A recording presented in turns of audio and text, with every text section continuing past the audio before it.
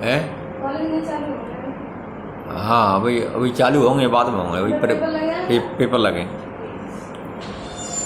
यद्यपि अत्यंत प्राचीन काल से ही स्वतंत्रता को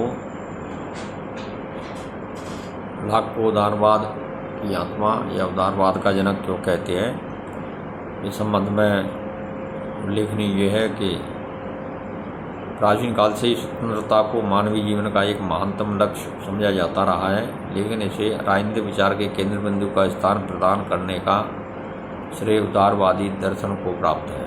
स्वतंत्रता की समस्या और मानव मात्र के लिए इसकी प्राप्ति के उपायों पर जितना ध्यान उदारवाद ने केंद्रित किया, संभवतः उतना किसी भी अन्य विचारधारा ने नहीं किया है।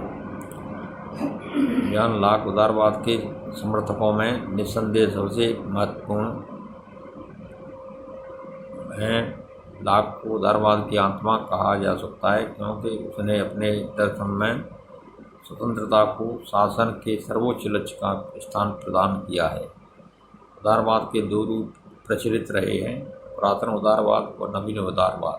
पुरातन उदारवाद, जिसका प्रतिपादन जेम्स मिल, जेफरसन और थॉमस पेन ने किया था, राज्य को श्रेष्ठतम अवस्था में भी एक बुराई ही मानता है। उसे केवल एक प्रहरी का ही रूप प्रदान करता है और राज्य के कार्य क्षेत्र सीमित रखने के पक्ष में है। लेकिन लॉक उदारवाद की नवीन धारा का प्रतिनिधित्व करता है और शासन को स्वतंत्रता की प्राप्ति का एक अत्यंत महत्वपूर्ण और आवश्यक साधन मानता है।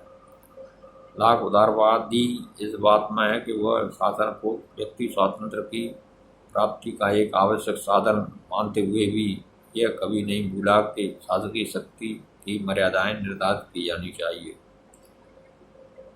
जिससे कि शक्ति का प्रयोग मानवीय स्वतंत्रता के विरुद्ध न हो सके। इसके द्वारा सामाजिक समझौते के सिद्धांत की संपूर्ण व्यूह रचना मानवीय स्वतंत्रता के लक्ष्य को दृष्टि में रखकर की गई है। जैसा कि विद्वान डनिंग ने कहा है कि हॉब्स और पिफेंडर के द्वारा सामाजिक समझौते के आधार पर राजनीतिक संघ के निर्माण की पद्धति शासकीय सत्ता को असीमितता का प्रतिपादन करने के लिए अपनाई गई है, लेकिन लॉक इस पद्धति के आधार पर शासकीय सत्ता को सीमित करने में ही प्रयत्नशील रहा है। विद्वान हैकर का कथन है कि जबकि सभी पूर्वगामी विचारकों ने राज्य को अधिक सुदृढ़ बनाने के प्रयत्न किए, लॉक प्रथम विचारक है जिसने राज्य संस्था को कमजोर बनाने और उसकी शक्तियों को सीमित करने का प्रयत्न किया।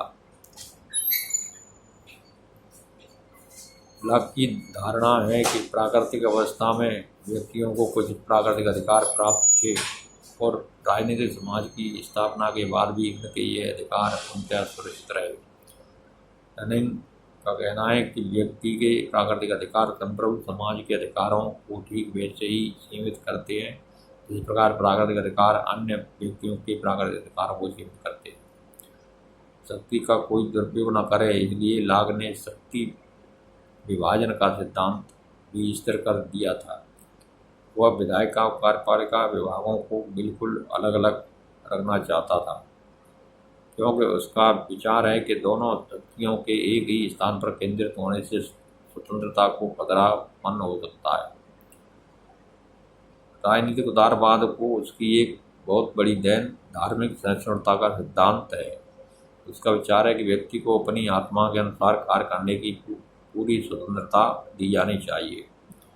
उसका कहना है कि एक ही राज्य में सबको इस बात की छूट होनी चाहिए कि जो व्यक्ति जो धर्म चाहे माने और चाहे जिस संप्रदाय का सदस्य रहे। वस्तुतः लॉक व्यक्तियों की स्वतंत्रता की रक्षा के प्रति इतना अधिक जागरूक है कि उसके द्वारा व्यक्तियों को प्रशासन के विरुद्ध विद्रोह का स्पष्ट अधिकार प्रदान कर दिया गया है। मानवीय स्वतंत्रता के इस रक्षक को उदारवाद की आत्मा का नाम ठीक ही दिया गया है। एबस्टीन के शब्दों में उदारवाद की आत्मा सर्वाधिक श्रेष्ठ रूप में जॉन लॉक में प्रतिबिंबित हुई है। इसके अलावा उदारवाद के संबंध में हॉब्स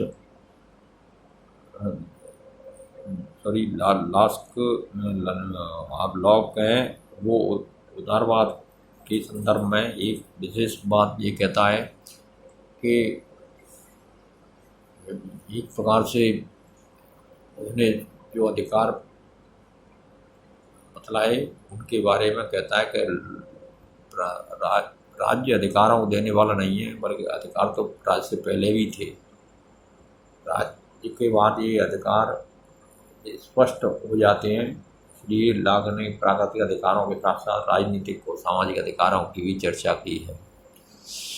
लॉक स्वतंत्रता के संबंध में भी बात यही कहना चाहता है कि स्वतंत्रता प्राकृतिक रूप से मिली होती है, अतः स्वतंत्रता को राज्य पाबंद नहीं कर सकता। इसके अलावा एक अन्य बात लॉक कहता है वो ये कि व्यक्ति को राज्य का विरोध करने का अधिकार है। यदि व्यक्ति जीवन की रक्षा और व्यक्तियों के अधिकारों का संरक्षण नहीं कर सके तो या फिर इस तरह के कानून और नियम बनाए जिससे व्यक्ति की स्वतंत्रता और अधिकार छीनते हों, तो राज्य का विरोध करने का अधिकार भी एक तरह से जनता को है। इस प्रकार लॉक उदारवादी आधार पर व्यक्ति स्वातंत्र्य और व्यक्ति के अधिकारों की प्रशंसा करता है और उनको देने के पक्ष में है।